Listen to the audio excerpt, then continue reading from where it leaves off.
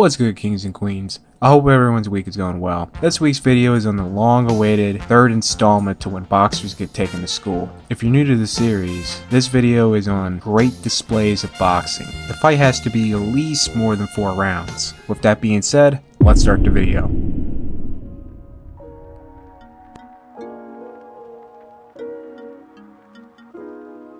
This fight was to set up the long-anticipated LA unification with rival Fernando Vargas. This fight was for Javier Castell's WBC junior middleweight title, which he would be making his 6th title defense. This could have ended really bad for Oscar. According to a Japanese documentary of the career of Oscar de la Hoya, after the weigh-in to the fight, he decided to chill at the swimming pool. He ended up getting burned pretty bad by the sun and had suffered a heat stroke in the process. On fight day, he was cold but sweating, and his legs felt weak at the same time. I got a suntan, I got burned, and it so happened that I got a heat stroke. I remember coming down the tunnel into the fight. I remember my legs just shaking. They were shaking because they were so weak. And so in my mind, I was saying, my gosh, I'm in trouble. This guy's gonna probably knock me out. But once the bell rings, it's like something clicks. Despite the adversity coming in, Oscar would put on one of his greatest performances, completely shutting out Javier round after round. Biggest, strongest opponent he's ever fought. Technically brilliant performance, releasing punches correctly, landing them well, offensively. Inside and inside, those red trunks of De La Hoya have to make... And to top off such a great performance, he drops Javier in the final 10 seconds of the fight. Oscar will win by a wide margin in the scorecards to become a 5-division world champion. Something takes over your body, you just fight. And I remember I fought him with no problem. It was actually an easy fight. And I dropped him one time and I won the fight. So at that point, I was a champion in 5 divisions. The long-awaited match between David Tua and the champion, Lennox Lewis. With Tua's aggression and the style like Mike Tyson, many were expecting Tua to really put up a great fight against Lewis, and may pull off the upset. Though competitive early, once Lewis took rounds off to read Tua's offense, after the 4th round, it was a wrap for Tua, and Lewis completely disabled Tua's offense. Round by round, sucking away Tua's confidence, eating him up with the jab and counters to where Tua was more reluctant to press the fight and create openings. This was met with boos and the usual American bias of trying to discredit a foreign champion's masterful performance against the highly ranked contender. Luckily, George Foreman stood up for Lewis and shut down such foolery. This is why he does not arouse the passions of boxing fans in the way that great heavyweight champions might hope to do. But if he's able to get that jab working, he can excite me. Don't take anything from Lennox Lewis tonight. He's winning this boxing match. Let the man win the fight. The weight is fine, everything is fine. He's outboxing this kid. And he's about 30, what, Larry? 35, George. If Lennox Lewis was American, they would have said this man was an all-time great. He would have been chastised by the public for performances like these for not getting the KO. This is a lights-out artistic performance by a heavyweight champion who for the moment looks impregnable.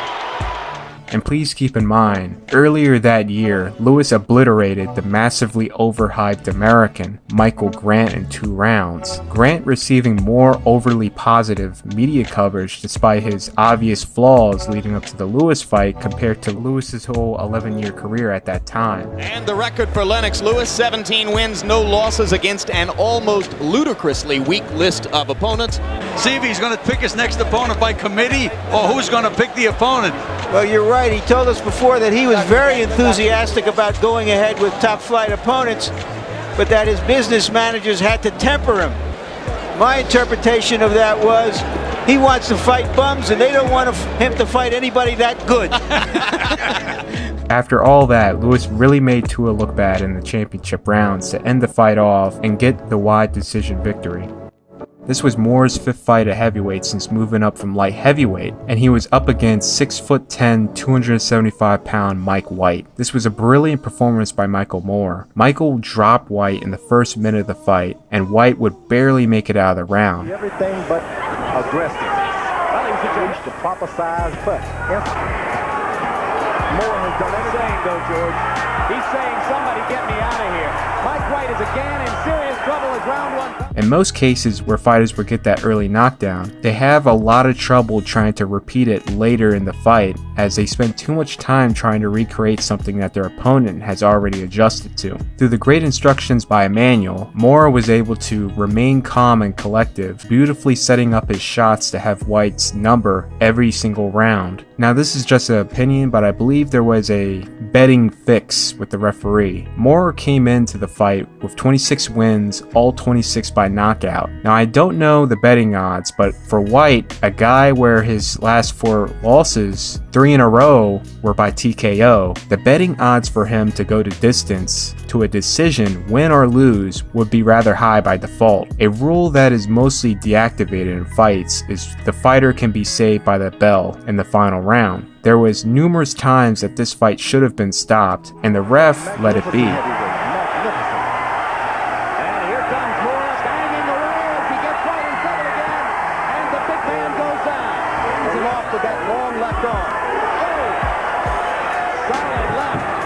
He's knocked down. He should hold on even before. Well, he should hold right now because he's getting pounded. And I think you're going to see an 8th-round TKO. It was so blatantly obvious that Emmanuel Stewart himself complained about the ref to Moore, telling him you need to put on a sustained 30-second rally on him and get the stoppage. This is it. It's ready to go now. That's what you got to do. You just got to sit down and set a sustained attack all the way through for about 30 seconds and it's over with. And don't the referee stop the fight. The man has been down so much now. Stewart once again telling him, coming into the final round, to knock him out despite Moore being way up on the scorecards. Remember that save by the bell rule that is rarely in effect? Well, guess what? Moore knocks White out 3 seconds before the bell rung. Quicker fighter.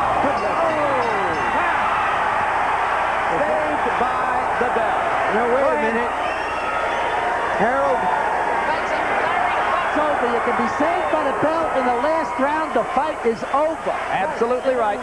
Saved by the bell. No knockout. White is out, doesn't even come close to making it up before 10, but that doesn't even matter because of that rule, and this fight goes to a decision instead of being ruled a knockout.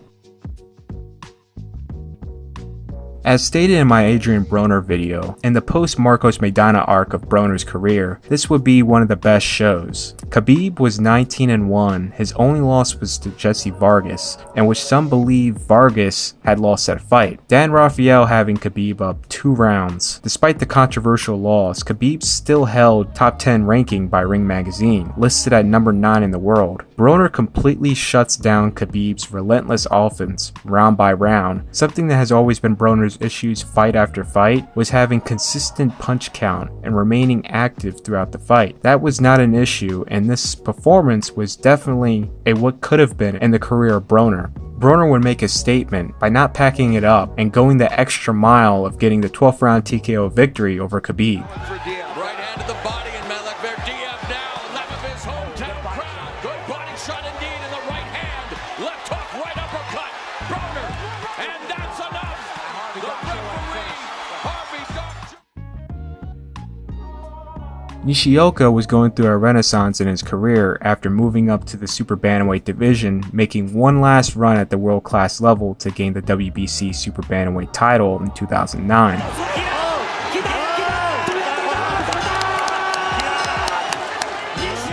Just 4 years earlier, it looked like his career was at the end of the road after his sad performance against rival reputable in their 4th fight to end their quadrilogy. I compared this in my When Fighters Turn Back the Clock video to Nonito Donair's fight with Carl Frampton, how it definitely looked like it was the end of the road, moved down to a weight he's more comfortable at to completely revitalize it, taking the entire boxing world off guard. After 3 successful title defenses, Nishioka's opponent was against Commonwealth EBU champion and WBC mandatory challenger Rendell Monroe. Monroe built up a hell of a resume, defeating undefeated Kiko Martinez not once but twice, contender Simone Maludrotu, and lastly Victor Terrazas to earn the mandatory position. Based on articles from the West, this Eastside Boxing article, when Monroe earned his title shot, they stated that Nishioka is in for a tough fight and he better get ready. Somewhat competitive early, Nishioka would put on one of his best performances of his career.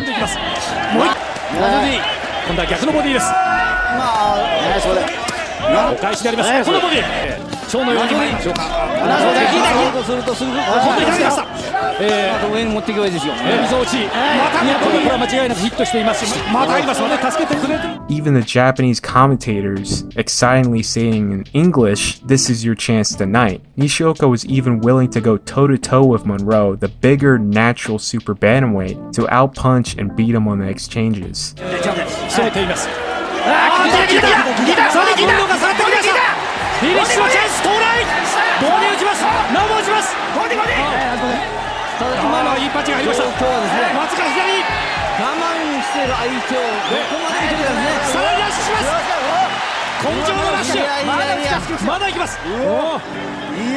Despite up by a landslide, Nishioka would let his hands go and put on a great rally to try and get Monroe out of there in the final round. Nishioka would win 119-109 on all scorecards to solidify his status at super bantamweight as one of the best.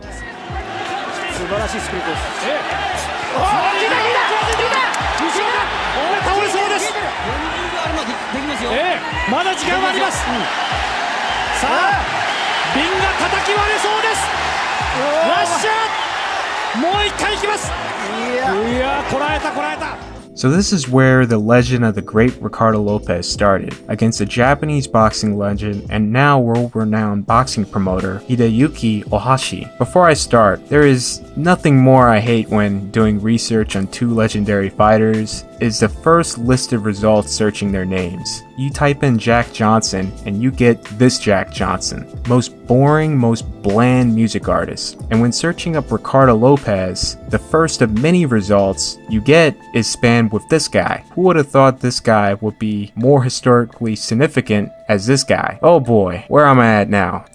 So Ricardo Lopez was just damn near unbeatable at strawweight. It's just wild how bad he picked apart the champ Ohashi. Now, I wish I included this in my previous video about the real-life Hajime no Ippo moments, but this was definitely the equivalent of Ricardo Martinez versus Ippo. Lopez was just on several different atmospheres above him, and he would get the TKO win in the 5th round.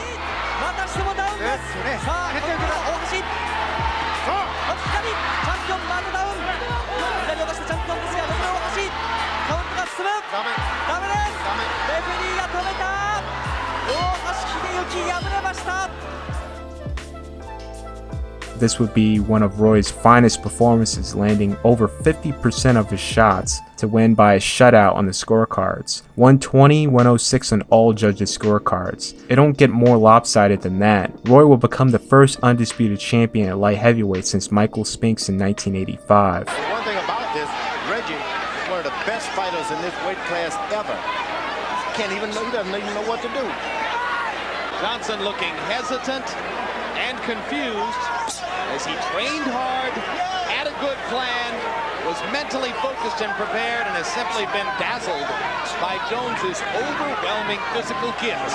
Seldom you see a guy get to this stage as Roy. Jason Sosa came on the scene as a real player in the division, fighting an undefeated Nicholas Walters to a draw. Many had thought he had won, that fight being labeled as the worst scored fight of 2015. But the powers to be was trying to make a Walters versus Lomachenko fight happen, and Sosa, despite showing his worth, was just in the way. Sosa's next fight would upset undefeated WBA regular champion Javier Fortuna, stopping him in the 11th round. After a win overseas, this would set up a fight against Vasyl. Since Sosa was the WBA regular champion and Jezreel Corrales was the super champion after he had dethroned Takashi Uchiyama, that would mean this fight between Lomachenko and Sosa can't be a unification. More to reasons why I say it's just a glorified interim belt. Hilariously, in the BoxRec notes, Sosa had to relinquish the title in order to fight Lomachenko because the WBO did not recognize the regular title as a title, stopped in the 9th round.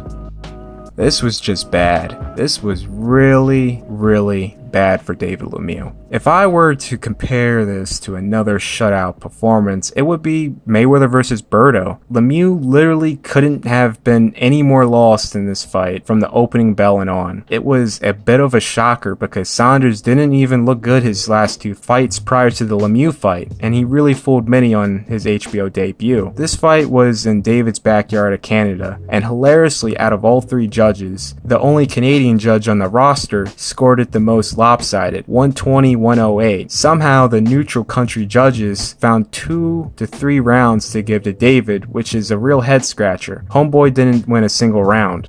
So the final 2 fights that are on the list are some of the worst game plans I've personally seen play out that just happened to take place in the same year. I'm not showing the footage to this fight. Sorry, I'm not trying to get canned. Whack. Anyways, George Kambosos thought it was a smart idea to try and beat the master boxer at his own game rather than be the aggressor and make the fight as rough as possible. I'm almost positive that's what everyone tuning in was expecting to see. I'm pretty sure Haney couldn't believe it himself and just went to town fighting at his own pace, out-punching, out-landing to cruise to a unanimous decision win to become the undisputed lightweight champion.